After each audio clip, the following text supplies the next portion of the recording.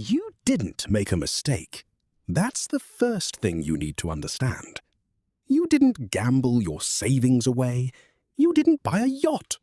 You did exactly what the system told you to do. You got the degree, you secured the stable corporate job, you bought the home in the safe zip code. You checked every single box on the invisible checklist of adulthood.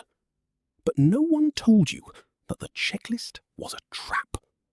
No one warned you that the reward for doing everything right was a lifetime of quiet desperation. It's the feeling you get on Sunday nights, that subtle cold tightness in your chest as the sun goes down. It's not panic, it's worse. It's resignation. It's the feeling of sitting in your car in the driveway on a Tuesday evening, leaving the engine running for just 5 more minutes, because it is the only quiet moment you have in your entire day. You are trading 5 days of your life for 2 days of recovery, just to afford the right to do it again next week. Let's talk about how you got here. Part 1. The Trap of Better. Go back a few years. You're sitting in a cramped apartment. The rent is a bit high. The furniture is cheap, and you're eating generic brand groceries. But you have a number in your head. If I can just make 6 figures, you tell yourself, if I can just reach that milestone, everything will change. I'll finally be safe. And then you do it. The promotion comes. The hard work pays off. The new salary hits. For about 2 weeks, you feel a genuine sense of triumph. You've made it. But your environment begins to shift. Your old apartment suddenly feels too small for a 6-figure earner. Your 10-year-old car feels out of place in the office parking lot. This is where the trap is quietly set.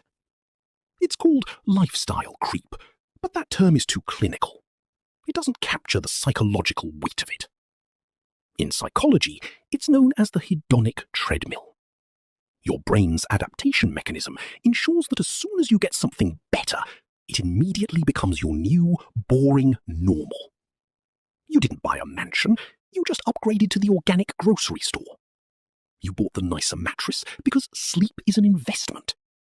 You signed your kids up for the competitive sports league.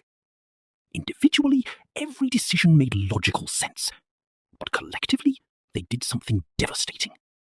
They raised your baseline cost of survival. You didn't actually buy freedom with your new salary, you just bought a more expensive cage. Part 2. The Invisible Tax. There is a heavy tax you pay that never shows up on a W-2. Your accountant doesn't know about it.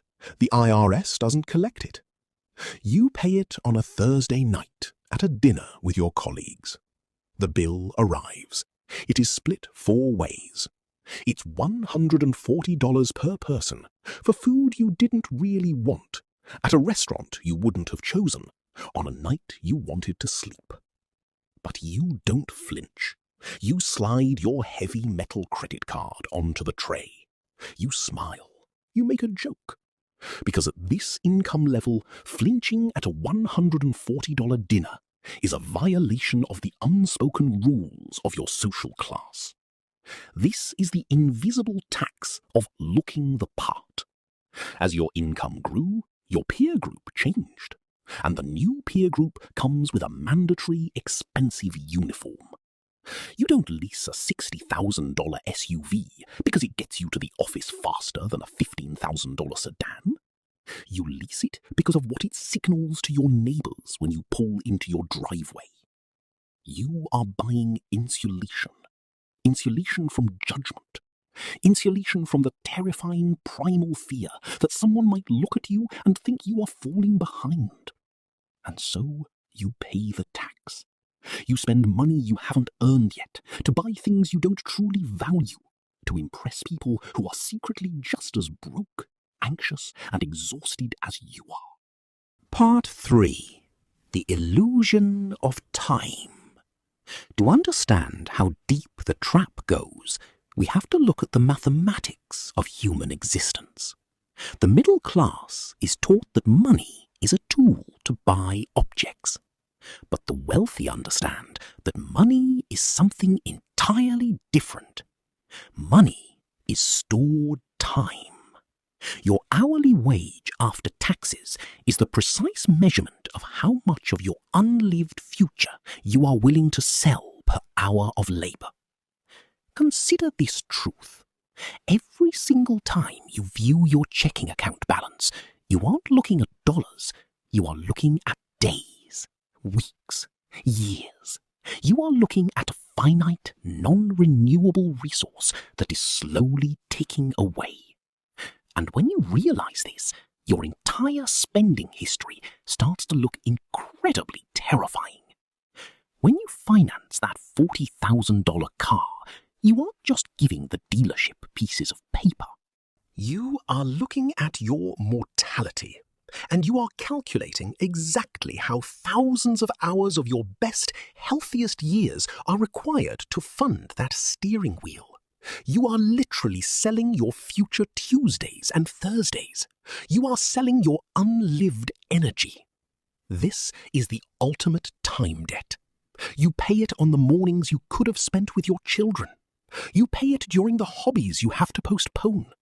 You are trapped inside the giant hamster wheel, working extra hours because you need to afford the fancy coffee and the cleaning service that you only need because you have to work the extra hours. You realize something absolutely devastating. Your highly prestigious six-figure income doesn't actually belong to you. It belongs to your mortgage lender. It belongs to the luxury car dealership. It belongs entirely to the maintenance of your own magnificent illusion. You are a highly paid, deeply stressed employee working full-time to fund the museum of your own success, and the museum is almost out of funding. Part 4. The Golden Handcuffs. There is a moment of clarity that usually arrives late at night. The house is quiet. The screens are off. You realize that the $150,000, or whatever number you are chasing, is just a volume knob. And right now, all you are doing is turning up the volume on your expenses to perfectly match your income, leaving zero gap. You are wearing golden handcuffs. They are shiny. They look incredibly impressive to everyone else, but they still keep you chained to a desk you resent. So how do you take them off? The first step is to accept a difficult truth. True wealth is what you don't see. Wealth is the luxury car not purchased, the kitchen upgrade declined, the expensive dinner skipped. The people who actually have money, the ones who own their time completely, often look incredibly average. They practice stealth wealth. They have voluntarily opted out of the signaling game. They understand that trying to look rich is the fastest mathematical way to become poor. To escape the middle-class trap, you need immense psychological courage. You have to be willing to look ordinary. You have to be completely fine with letting your neighbor think they are doing better than you. You must trade the exhausting illusion of success for the quiet, unshakable reality of freedom. Because the exact moment you stop caring about looking the part, you get to keep the money. And for the very first time in your adult life, the steering wheel is actually yours. The game is rigged, but you don't have to play.